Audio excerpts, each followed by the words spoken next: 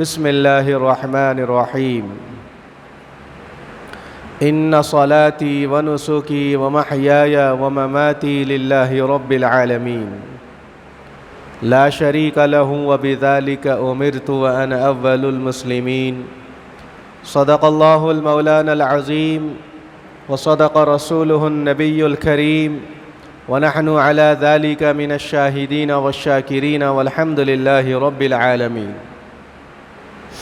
محترم حاضرین کرام، معزز بزرگوں اور میرے دینی بھائیوں، ہم سب مل کر وجہ تخلیق کائنات سرور کون و مکان تاجدار مدینہ خاتم النبیین سید المرسلین شفیع المذنبین صلی اللہ علیہ وسلم کی خدمت میں ایک مرتبہ درود شریف پڑھتے چلے۔ اللہم صلی علی سیدنا شفیعنا وحبیبنا ونبینا ومولانا محمد وبارک وسلم۔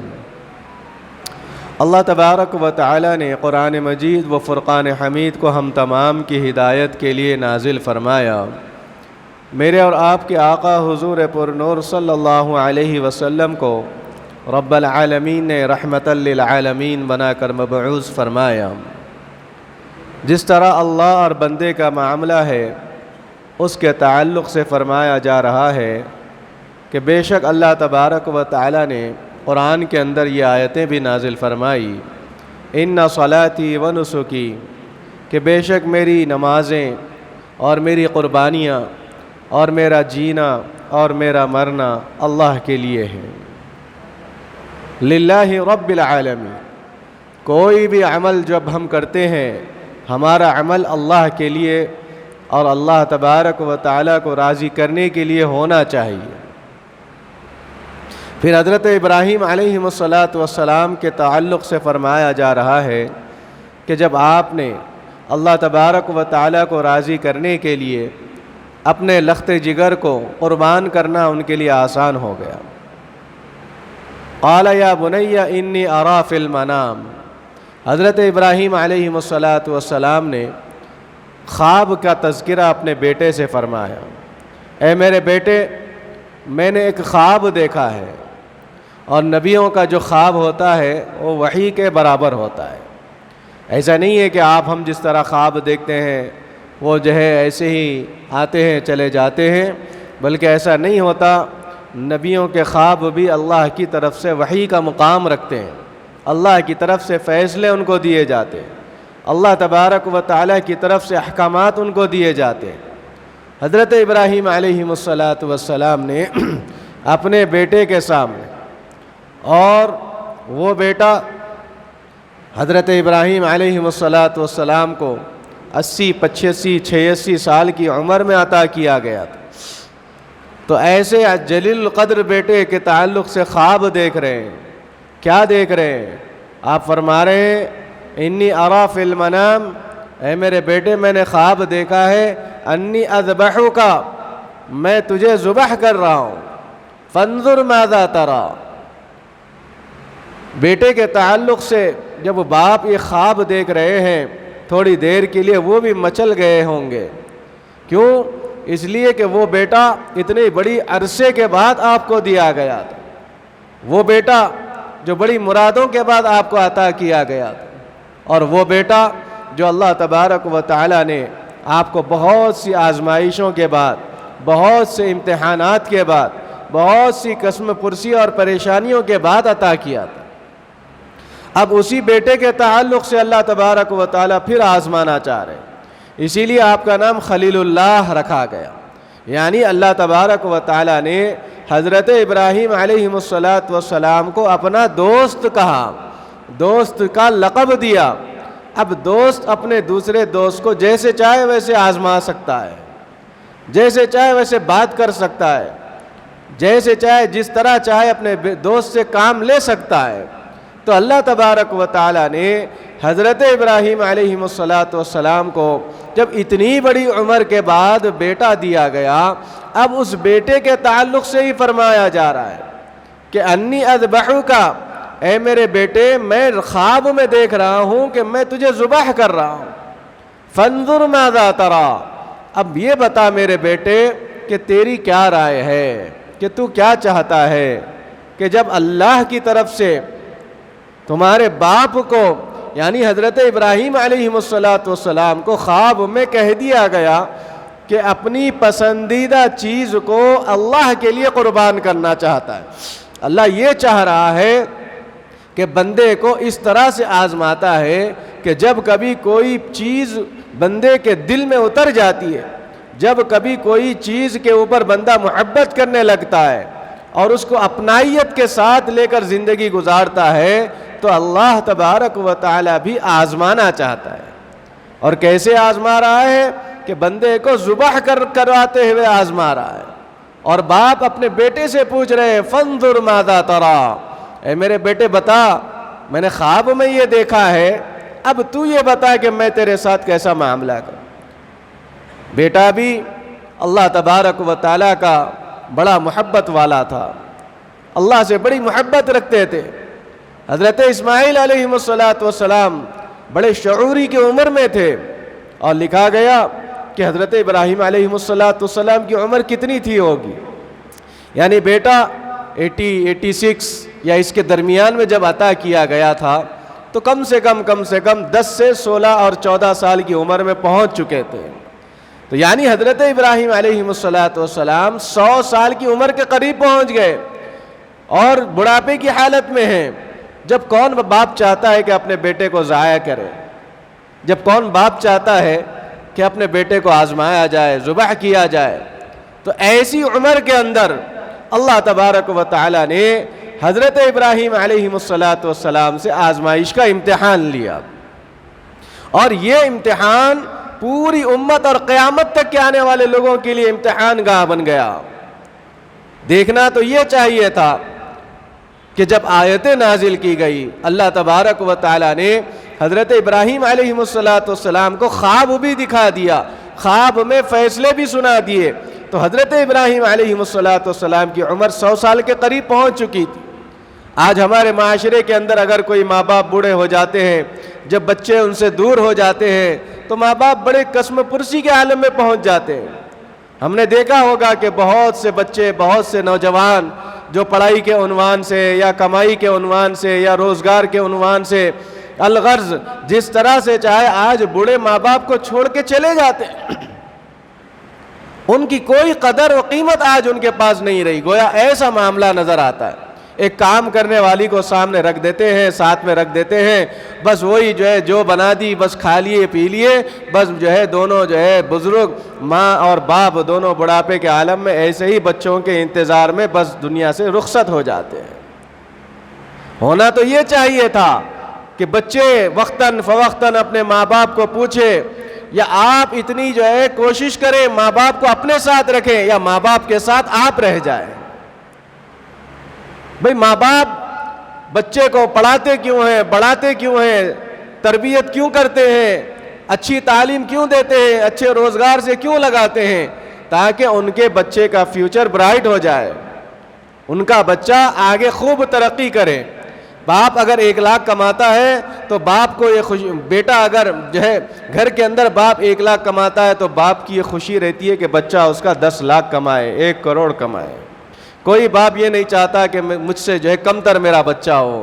ماں باپ تو یہ چاہتے ہیں کہ بچہ اس سے اور اعلیٰ ترقی کرے. جب اس عنوان سے بچے کو آگے بڑھاتے ہوئے باہر بھیج دیتے ہیں، اب وہی بچے جب شادی کر لیتے ہیں، ان کے بچے ہو جاتے ہیں تو اپنے ماں باپ کو بھول جاتے ہیں. اس کے اندر یہ سبق رکھا گیا کہ دیکھو ماں باپ کی عظمت اپنے دلوں کے اندر بٹھاؤ، ماں باپ کو سب کچھ سمجھو. سب کچھ بھی نہیں ہے، ماں باپ سب کچھ ہے. دنیا کچھ بھی نہیں ہے، ماں باپ ہی ہماری دنیا ہے. دنیا کی دولت ہمارے لیے کچھ بھی نہیں ہے، ماں باپ کی دولت ہمارے لیے سب کچھ ہے. یہ عظمت، یہ محبت آج ہمارے نوجوانوں کے دلوں سے نکلتی جا رہی ہے، جس کی وجہ سے ماں باپ دونوں میں سے کسی ایک کا انتقال بھی ہو جاتا ہے تو اس کو فریزر میں رکھ کے تکلیف دی جاتی ہے. اب بیٹا کوششیں کرنے لگتا ہے کہ کب آؤں، کب آخری دن.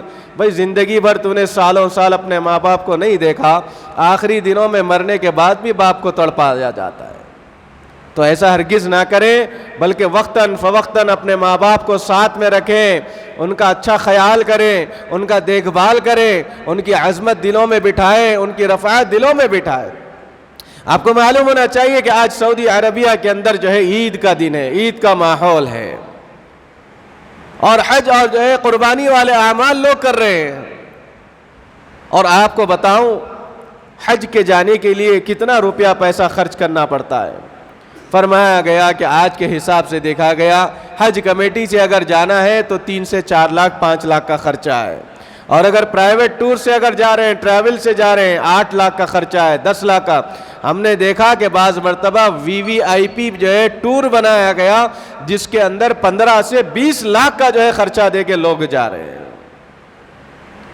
اور اللہ تعالیٰ کا ایک بڑا جو ہے کرم ہے ہمارے اوپر کہ جو کوئی حج کو نہ جائے، نہیں جا سکتے، ہمارے پاس اخراجات نہیں ہیں، تو اللہ تبارک و تعالیٰ نے روزانہ حج اور عمرے کا ثواب ہمارے گھروں میں رکھ دیا ہے۔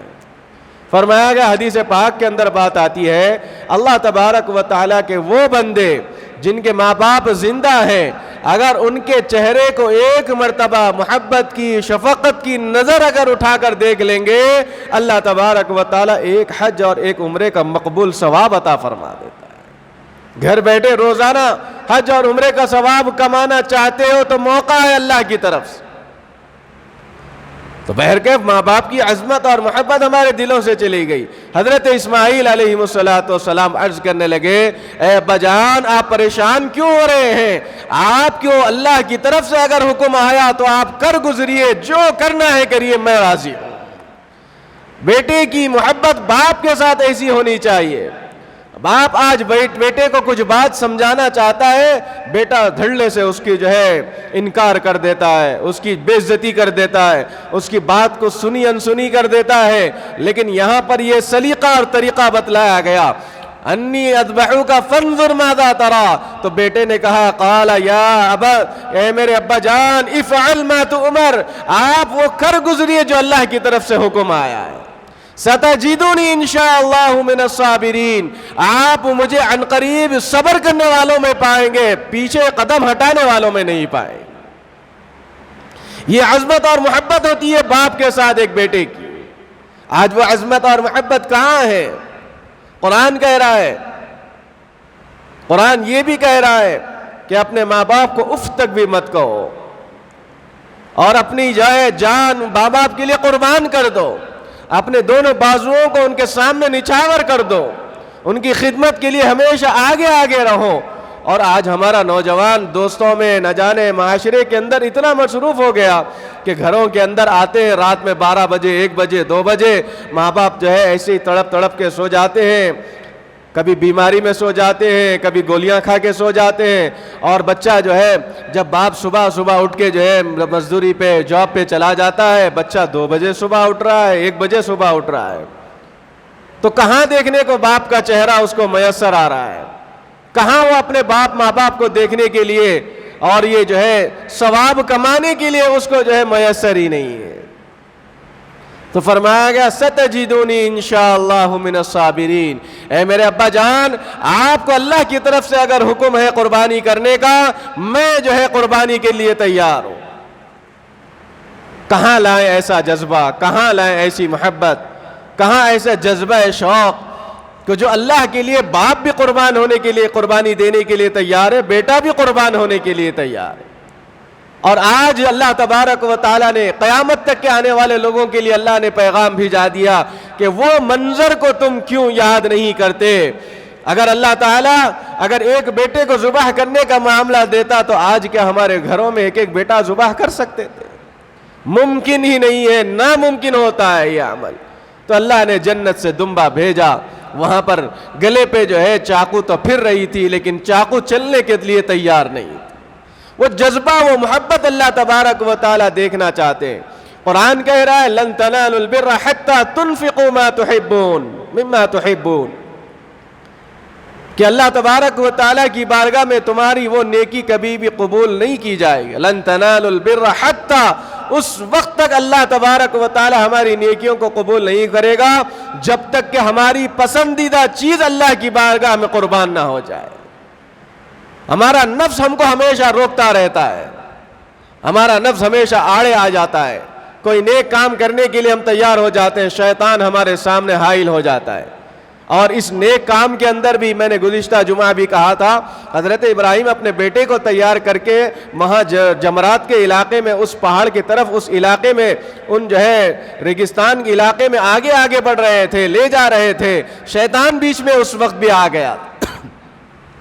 جبھی بھی ہم نیک کام کرنا چاہیں گے شیطان بیچ میں آ جاتا ہے، تو شیطان کو مارنا ہمارے لیے جو ہے آسان ہونا چاہیے، اس لیے کہ ان الشیطان للانسان عدو مبین، اللہ نے کھلے طور پہ قرآن میں فرما دیا شیطان تو تمہارا کھلا دشمن ہے، تم دشمن کو اپنے سامنے رکھتے ہوئے بھی اس سے کیوں نہیں جو ہے ڈرتے ہو، اس سے جو ہے کیوں باز نہیں آتے ہو، اس کے ایسی پلاننگ کیوں نہیں کرتے کہ تمہارا دشمن تم سے دھوکہ کھا جائے اور یہ دشمن جو ہے نیست و نابود ہو جائے۔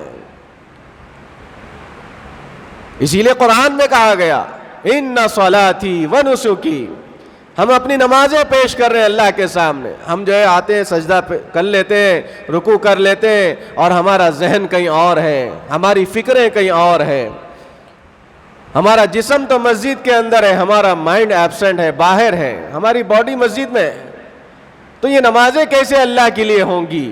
نمازیں تو ایسی ہونی چاہیے کہ جب ہم نماز پڑھنے کے لیے ٹھہر جائیں، دنیا و ما فیہا سے جو ہے بے خبر ہو جائیں، اللہ کے سامنے کیا اقرار کر رہے ہیں، یہ ہتھیلی دکھاتے ہوئے تکبیر تحریمہ ہم اس لیے کرتے ہیں کہ اللہ بس میں خالی ہاتھ آیا تھا، بس کچھ نہیں ہے، بس تیرے سامنے آ کے ٹھہرا ہوں، بس تیری عبادت کے لیے میں کھڑا ہوں، میں نے پوری دنیا کو اپنے پیچھے ڈھکیل دیا ہے، میں تیرے سامنے آ گیا ہوں۔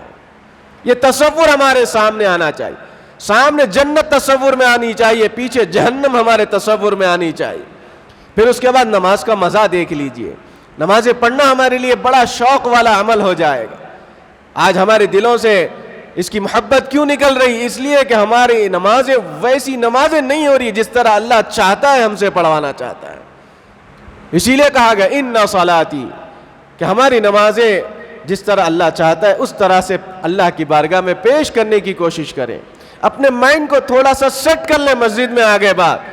بہت سے لوگ یہ فکر میں رہتے مسجد میں آؤں گا، یہاں سے نماز ہوتی چلا جاؤں گا، وہ کروں گا، یہ کام کے لیے جاؤں گا۔ بھائی آپ کام تو کرنا ہی ہے، لیکن جس عبادت کے لیے آئے اس عبادت کے لیے پہلے تو تیار ہو جائیں، اپنے آپ کو جو ہے تیاری میں رکھ لیں۔ اللہ کے گھر میں جب آئیں اللہ کے سامنے یہ نیت کر لیں بسم اللہ دخلت علیہ توکلت، اے اللہ میں تیرا نام لے کے مسجد میں آیا ہوں، تجھی پہ بھروسہ کر کے میں آیا ہوں، ونویت سنت الاعتکاف، اے اللہ میں جتنی دیر تیرے گھر میں بیٹھوں گا مجھے اعتکاف کا ثواب عطا فرمائیے۔ یہ اللہ سے نیت کرنی چاہیے، اللہ سے مانگنا چاہیے۔ پھر فرمایا گیا ونسکی، کہ ہماری قربانیاں بھی اللہ کے لیے ہو جائے۔ ہم کیا کیا قربانیاں دے رہے ہیں آج بتلائیے؟ ہمارے پاس تو پورے فیسلٹیز آج ہیں، ہمارے پاس تو پورے آرام کی چیزیں آج گھروں میں ہیں۔ کیا وہ دور یاد نہیں کرتے جو صحابہ اکرام رضوان اللہ تعالی علیہم اجمعین کے ساتھ پیش آئے تھے واقعات؟ کیا ان کے پاس یہ ساری فیسلٹیز تھی؟ اگر حج کے لیے سفر پہ جانا تھا تو مہینوں کی سفر کرتے ہوئے طے کرتے ہوئے جو ہے کعبۃ اللہ میں پہنچنا پڑتا تھا۔ آج جو صبح جو ہے فجر میں اگر آپ کی فلائٹ ہے 7 بجے 8 بجے تو آپ ظہر جو ہے مکۃ المکرمہ خانہ کعبہ میں پڑھ سکتے ہیں۔ اللہ نے ایسی فیسلٹیز ہم کو عطا فرمائے۔ اگر اللہ چاہتا ہے بلا لیتا ہے اپنے اپنے دربار میں، ہمارے پاس وہ طلب ہی نہیں ہے۔ بہت سے لوگ یہ تصور کرتے ہیں کہ جس طرح قرآن نے کہا ان صلاتی ونسکی، کہ بھئی قربانیاں ہر زندگی کے اندر ہر لمحے اللہ ہم سے قربانیاں لیتے رہتا ہے، وہ قربانیوں کے اوپر ہماری توجہ نہیں جاتی۔ قربانی یہ بھی ہوتی ہے کہ بندہ صبح صادق نماز کے لیے اپنی نیند کو قربان کر دے، یہ بھی قربانی ہے۔ بندہ راستے سے اگر جائے غیر محرم پہ نظر نہیں اٹھنا ہے، حدیث کے اندر بات آئی ہے شیطان کے تیروں میں سے ایک تیر ہے، اپنی نظروں کی حفاظت کرو، تو نظروں کی حفاظت جب کریں گے تو یہ بھی نظروں کی قربانی ہے۔ قربانی یہ بھی ہے کہ زبان سے جب ہم کوئی بات اپنے بھائی سے کرتے ہیں، اپنے دوست سے کرتے ہیں، تو وقتاً فوقتاً جو ہے کچھ غلط باتیں ہماری زبان سے نکل جاتی ہے۔ زبان کی حفاظت کرنا یہ بھی قربانی ہے، زبان کی قربانی ہے۔ آج جو ہے ہوٹلوں میں اکثر جو ہے کبھی چائے پینے بیٹھ جاتے ہیں تو دیکھتے ہیں کہ نوجوانوں کا ایک حلقہ بنا ہوا ہے جو بات کسی کی نہیں ہے، کوئی ٹاپک نہیں ہے، لیکن زبان سے بد دھڑلے سے گالیاں ان سے نکل رہی ہیں۔ اللہ کی پناہ میں استغفر اللہ۔ ماں باپ اپنے بچوں کی تربیت کرے، بچے کیسے بات کر رہے ہیں یہ بھی دیکھیں۔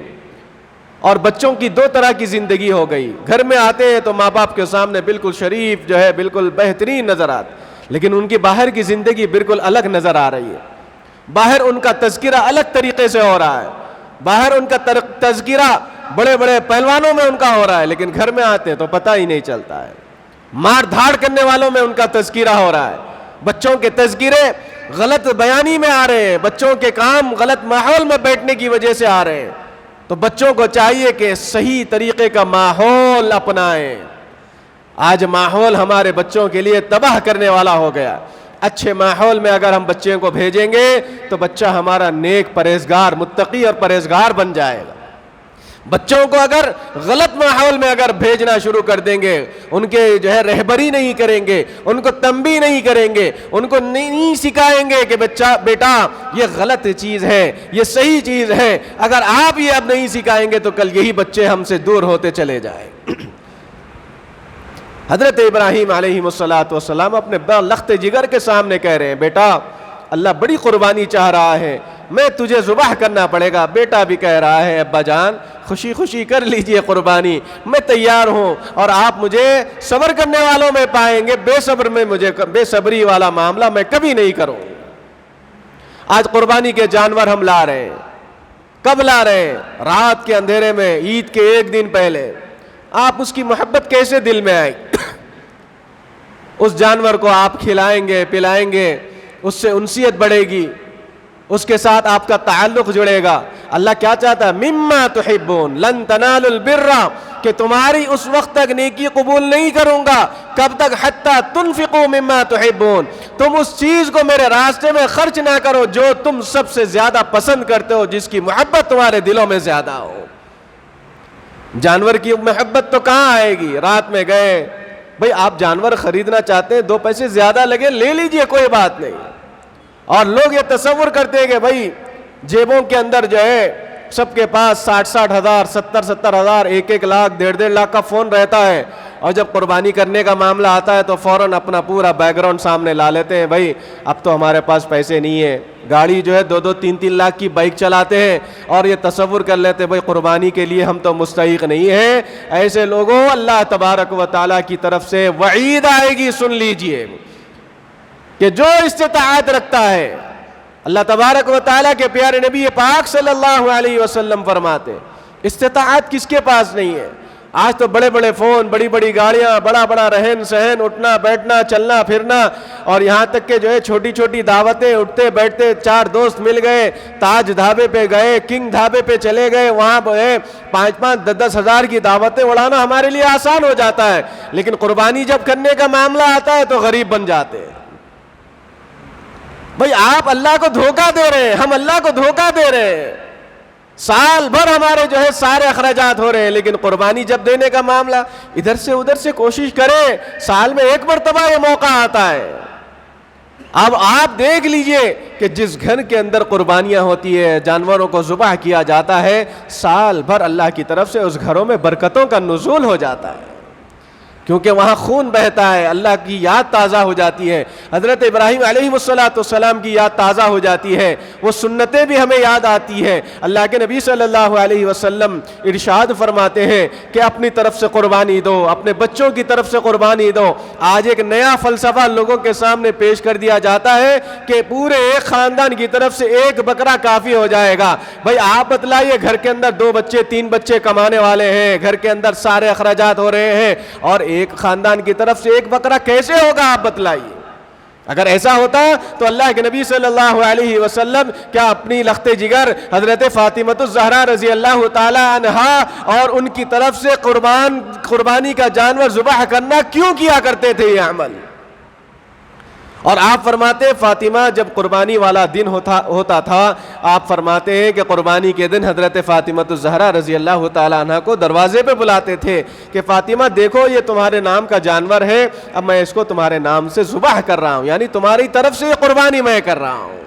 اللہ کو راضی کرنے کے لیے قربانی کر رہا ہوں۔ اس سے کیا مطلب ہے؟ اس سے مطلب یہ لیا گیا ہے، اس سے یہ سبق لیا جا رہا ہے، اپنی بھی قربانی کرو، اپنے بچوں کی طرف سے بھی اللہ کی بارگاہ میں جو ہے قربانی کا جانور ذبح کرنا ہمارے لیے ضروری ہے۔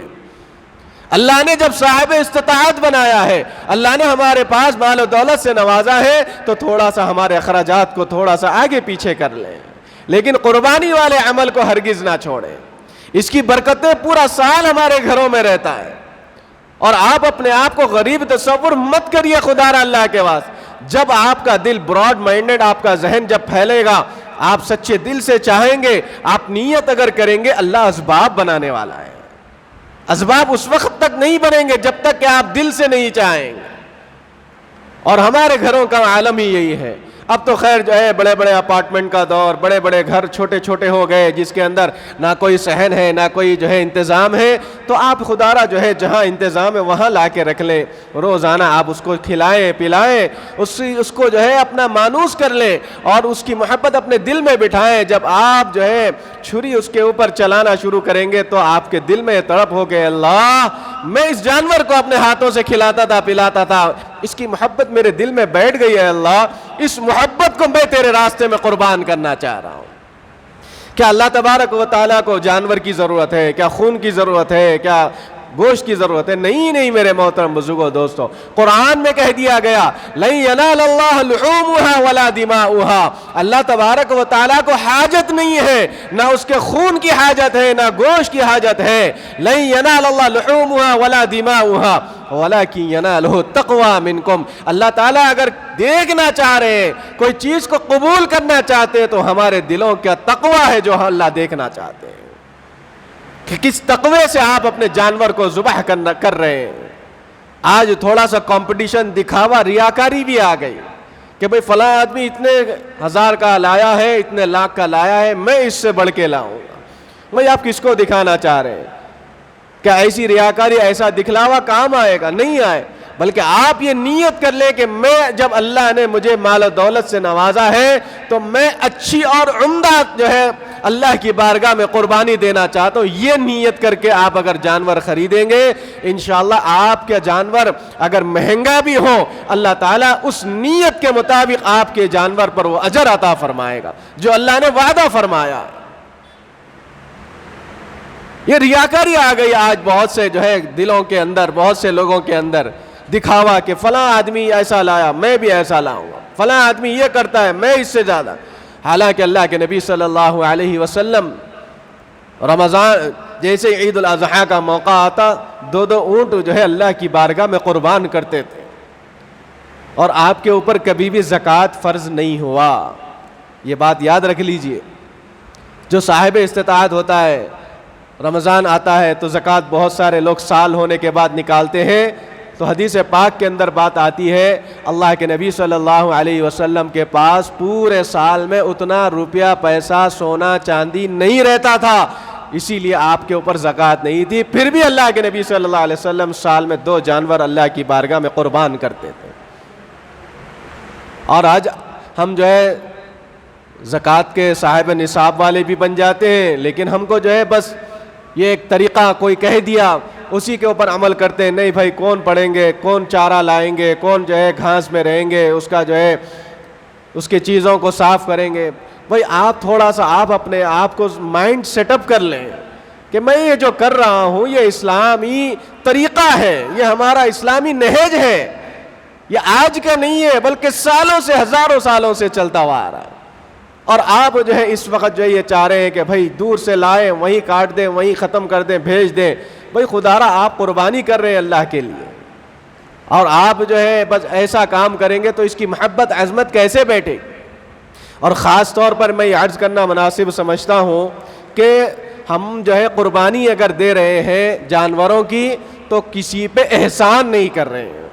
میں پھر کہہ رہا ہوں کہ ہمارے گلی محلوں کے اندر ہم یہ لوگوں کو، غیر مذہب کے دوسرے لوگوں کو ہم یہ بتلا دیے، یہ ہم طریقہ کر کے ان کے سامنے یہ منظر لا کے کھڑا کر دیے کہ بھئی قربانی والے دل گلی کے اندر بڑا کچرا جمع ہو جاتا ہے، بڑا خون کا جو ہے ماحول دیکھنے کو ملتا ہے، بڑا جو ہے پوری گلی جو ہے ہماری ناپاک رہتی ہے۔ ایسا عمل خدا را اللہ کے واسطے مت کریے۔ النظافۃ شعبۃ من الایمان، فرمایا گیا کہ جو ہے پاک اور صاف رہنا یہ تو ایک اسلام کا شعبہ ہے اور آدھا دین اس کا تصور بتلایا گیا۔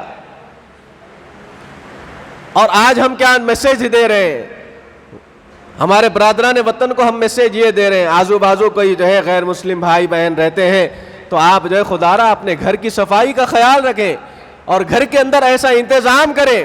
اگر ابھی تک کوئی انتظام نہیں ہے تو آپ آج رات میں انتظام کر لیجئے کہ ہمارے جانور کا خون اور پانی باہر نہ نکلنے پائے۔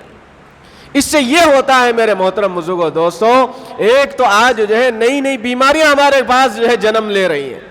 کووڈ کو ہم نے دیکھ لیا، بہت سی بیماریوں کو ہم نے دیکھ لیا، اور پھر اس کے اوپر مکھیاں جمع ہوں گے، پھر وہ ہمارے گھروں میں آئیں گے، بچے بیمار، نہ جانے کیسے کیسے اس کے مضر اثرات پیدا ہوتے ہیں۔ تو آپ خاص طور پر یہ خیال کر لیجئے کہ قربانی کا جانور جب ہم ذبح کر رہے ہیں تو ہمارے گھر کے اندر جو جانور ذبح ہو رہا ہے اس کا خون اور پانی تک باہر نہ جائے، تاکہ ہمارے پڑوسی کو بھی تکلیف نہ ہو، ہمارے اطراف و اکناف والوں کو بھی تکلیف نہ ہو۔ اور خاص طور پر پانی بہت بہاتے ہیں ہمارے مسلمان کے لوگ، آپ دیکھ لیجئے صفائی کے بہانے اتنا پانی بہاتے ہیں کہ پوری روڈ کچی ہو جاتی ہے۔ اگر مسجد سامنے رہتی ہے تو مسجد کو آنے جانے والوں کے لیے پریشانی والا عمل ہم کرنے والے بن رہے ہیں۔ اپنے اپنے گھروں کے پاس صفائی کا خاص خیال رکھیں، قربانی کے جانوروں کو خرید لیں ابھی سے، اپنے بچوں کو اس کے ساتھ اس کو کھلائیں پلائیں چرائیں اور اس سنت کو زندہ کریں جس کا تعلق فرمایا گیا اللہ کے نبی صلی اللہ علیہ وسلم سے صحابہ نے پوچھا، یا رسول اللہ صلی اللہ علیہ وسلم ما ہی الاضاحی یا رسول اللہ صلی اللہ علیہ وسلم، اے اللہ کے نبی صلی اللہ علیہ وسلم یہ قربانی کیا ہوتی ہے؟ قربانی کا جانور ذبح کرنے سے کیا ہوتا ہے؟ اللہ کے نبی نے فرمایا سنت ابیکم ابراہیم، یہ تو تمہارے باپ حضرت ابراہیم علیہ السلام کی سنت ہے۔ پھر فرمایا گیا اس قربانی کے دینے سے ہم کو کیا فائدہ ہوتا ہے؟ اللہ کے نبی صلی اللہ علیہ وسلم نے ارشاد فرمایا کہ جس جانور کو تم ذبح کرتے ہو اس کے جسم کے اوپر جتنے بال تم دیکھ رہے ہو اتنے بالوں سے بڑھ کے اللہ تم کو اجر و ثواب عطا فرمائے گا، اتنی نیکیاں تمہارے نام اعمال میں لکھ دے گا۔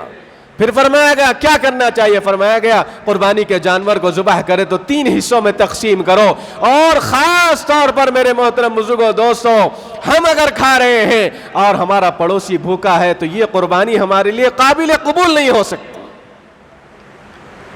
اور آپ دیکھ لیجئے بہت سے لوگ جو ہے فتویٰ پوچھتے ہیں کہ کیا مولانا صاحب یہ قربانی کا گوشت کیا ہم رکھ کے جو ہے کھا سکتے ہیں؟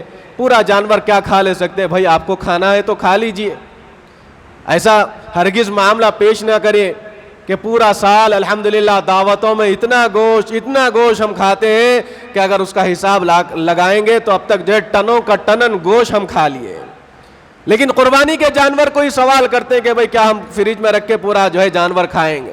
بھئی جب اللہ کے نبی صلی اللہ علیہ وسلم کی طرف سے بتلایا گیا کہ اس میں 3 حصے کرو، ایک اپنے گھر میں رکھو، دوسرا اپنے جو ہے پڑوسیوں کو رشتہ داروں کو دو، اور تیسرا حصہ غربا کے لیے رکھ دو۔ بہت سے الیکٹریشین آج مصروف ہے، کیوں؟ کسی کا ڈی فریز خراب ہو گیا، کسی کا فریج خراب ہو گیا، وہ بنانے میں مصروف ہے، آپ کر لیجئے کوئی بات نہیں، لیکن کیا ہم نے گوشت کبھی زندگی میں نہیں کھایا ہے؟ ہم نے گوشت بہت کھایا ہے۔ یہ مہینہ اور یہ عید گوشت کھانے کا نہیں ہے بلکہ گوشت تقسیم کرنے کا مہینہ ہے۔ اور آپ سوال کرتے ہیں گوشت پورا رکھ سکتے ہیں، سوال یہ کیوں نہیں کر سکتے کہ کیا ہم پورا گوشت بانٹ سکتے ہیں؟ یہ سوال کوئی نہیں کرتا۔ سوال یہ کرتے ہیں کہ بھئی گوشت رکھ کے ہم کھائیں گے کیا؟ بھئی آپ رکھنا ہے تو رکھ لیجئے، اجازت ہے آپ کو، لیکن آپ کیا اپنے بازو پڑوسی کو دیا ہے؟ کیا آپ کبھی اپنے رشتہ داروں کو پہنچایا ہے؟ بہت سے رشتہ دار ایسے ہیں جو ہاتھ پھیلا نہیں سکتے، کسی سے زبان سے کہہ نہیں سکتے، کوئی بہن ایسی ہے، کوئی بھائی اپنے گھروں کے اندر ایسے ہوتے ہیں عزت کے مارے، اور جو ہے اپنے آپ کو رسوائی سے بچانے کے لیے منہ نہیں کھولتے، زبان نہیں ہلاتے۔ تو میرے محترم بزرگوں دوستوں، کیا آپ ان کے زبان ہلانے تک انتظار کر رہے ہوں؟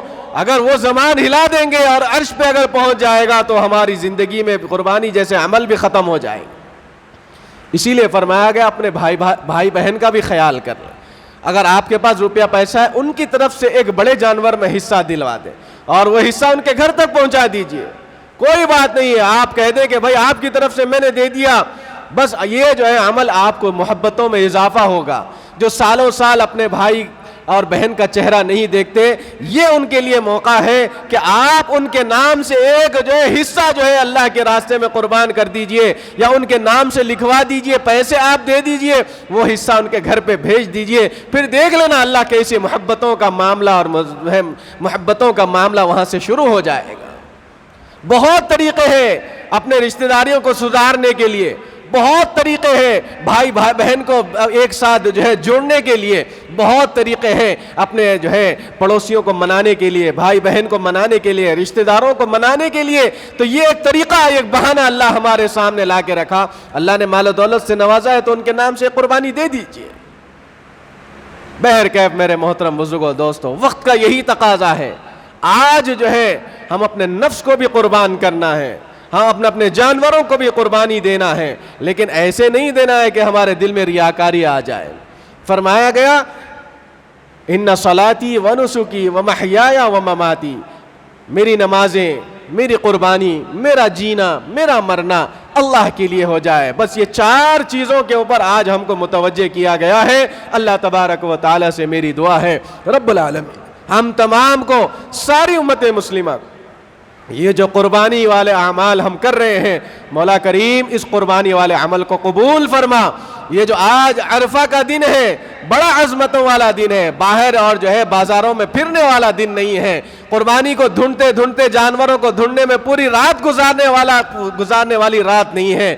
یہ تو رات ایسی ہے، اس کے دن کی فضیلت یہ ہے جو روزہ رکھتے ہیں، اللہ تبارک و تعالی 1 سال پہلے کے آنے والے سال کے گناہوں کا کفارہ اس روزے میں اللہ نے رکھ دیا ہے. اللہ نے اس کی رات کی عبادت کو بتلایا ہے کہ جو اس رات میں عبادت کرے گا، شب قدر کی رات میں جو ثواب ملتا ہے، اس ثواب کو اللہ تبارک و تعالی عطا فرماتا ہے. تو بازاروں کی نظر خدارہ مت بنے، اپنے گھروں میں مسجدوں کو آئے پکڑ لے، اللہ کی رسی کو مضبوطی سے پکڑتے ہوئے دعائیں کرنے کا ماحول پیدا کرے، قرآن کی تلاوتوں میں اپنے وقت کو لگائے. اللہ تبارک و تعالی کہنے سننے سے زیادہ عمل کی توفیق نصیب فرمائے. وصلی اللہ تعالی علی النبی الکریم والحمد للہ رب العالمین.